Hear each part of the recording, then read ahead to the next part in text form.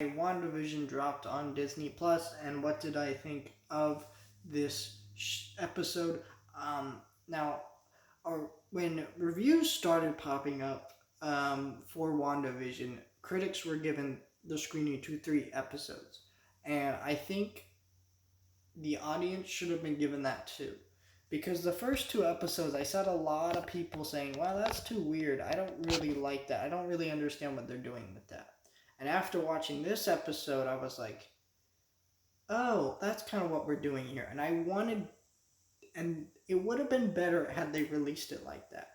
I think but I think the reason they didn't do that is what they wanted is we have this show, right? It comes out January, and it's supposed to wrap up just a few weeks before Falcon and the Winter Soldier. So if you give them 3 episodes, that's one less week that you have covered, and that one less week means that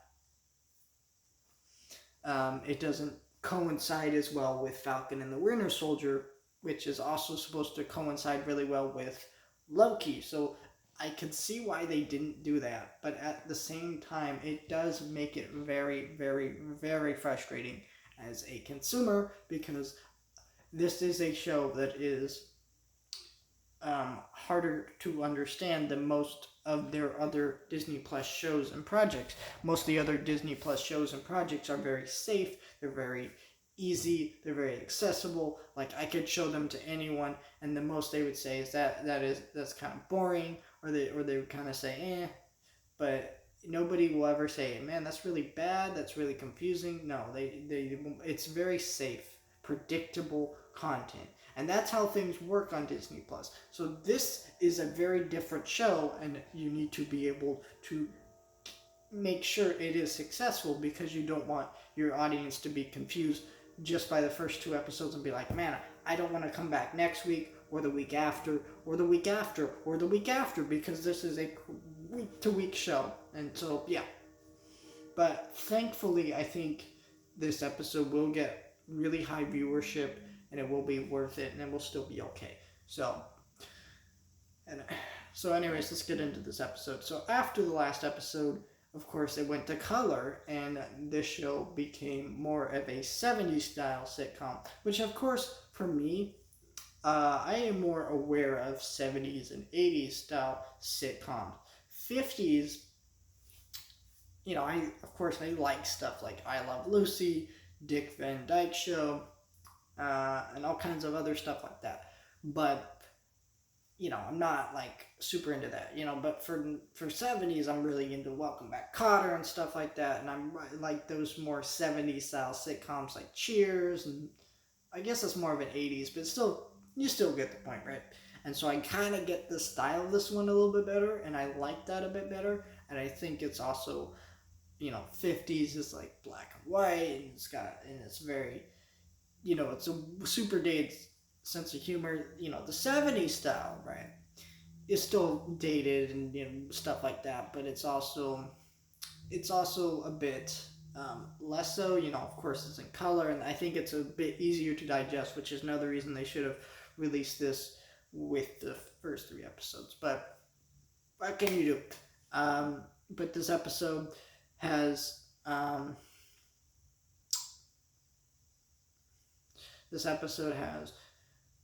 Wanda, who's now pregnant, and the doctor says, "Hey, she's pregnant 4 months," which is really strange because it hasn't been 4 months, right?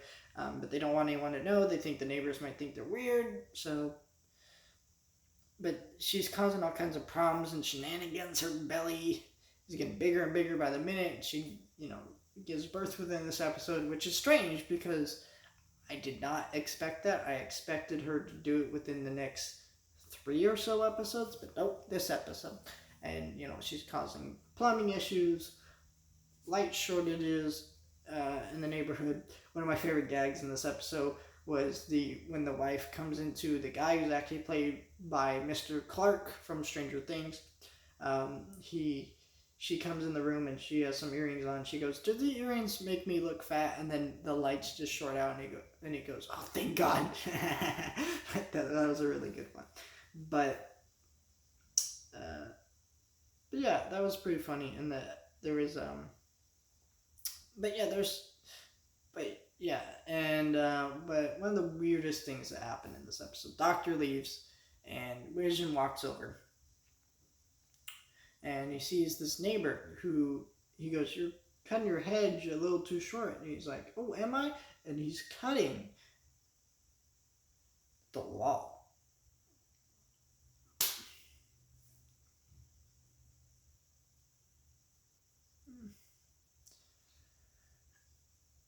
Of like his brick wall, and so it's kind of like, could that be a thing that's happening right on the outside? Again, this episode is gonna have spoilers, so I don't know if I mentioned that, but I'll put it in the title. Um, so you know, it's just it starts getting worse and worse, and Dottie comes over, and she's made a stork like appear in the house. Her powers are just acting up. We see a little commercial that says "Escape to like a better world" or something like that, and Vision gets the doctor. While she's giving doctor, she gives birth to twins, which is strange. But Wanda starts singing to the baby as Vision's escorting the doctor outside, and she goes, I used to be a twin. And then Dottie, who is actually a character from Captain Marvel, I'm not really sure who, but anyways, she says he was killed by Ultron, and I don't like that they tried to use this kind of like, oh man, he was killed by Ultron. I don't feel anything for Quicksilver. I don't know why these movies keep trying to do it, but the way they do it here is actually creepy and effective. He was killed by Ultron. She's like, what did you say? She got a necklace that's got like a sword on it. I don't know what this symbol is supposed to mean, but she goes, who's that symbol? And then it just cuts. And we see Vision outside, and he's escorting the doctor, and he goes, "Have good luck on your vacation," because he interrupted him trying to go on his vacation, so he could help with Wanda, and he goes, "I don't think I'm gonna go on vacation. It's so hard to escape small towns, you know." And the way he says it is really creepy, and it kind of puts Vision on this like, huh. And then he goes over and he sees the neighbors come the fence again with another character, and uh, and they go, "Is Dottie in there?" And they sound really concerned, and they go, "Yeah." And she goes, "Oh, but they don't have any family. She doesn't have any family, you know." And that and this and they're trying to like finish a sentence, and she's escaped here because and he's like trying to get answered, but the lady there just cuts him off, goes, "No, no," and then she just goes off, and then it just stops. It's really strange. And then there's also a weird cut in this episode where Vision says, "Do you think the neighbors will think we're weird?" And then and it just cuts and rewinds and replays the scene. It's weird because it looks like a glitch on your TV, but it isn't. It's so strange. And then you see this shot, and you hear "Sleepy, here comes Sleepy G," and you see Dottie throw right out of this portal or kind of dome, and there is a bunch of people in helicopters dressed in black, I guess Shield or Hydra, and they're swarming around her right outside this bubble.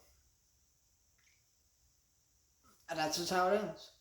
And right there makes you interested in the show, because now we know something is really going on. And we know something was going on before, but hearing certain characters say certain lines, stuff like that, actually addresses things that happen within the movies, like Quicksilver, Ultron, and it makes you feel like, okay, this is a Marvel TV show. The last two episodes didn't feel like that, and that's okay, but it's just, it doesn't feel connected to the audience. Well, this one does, and it can feel like it's supposed to and get you interested. Last two episodes, didn't do that. But this episode, perfect.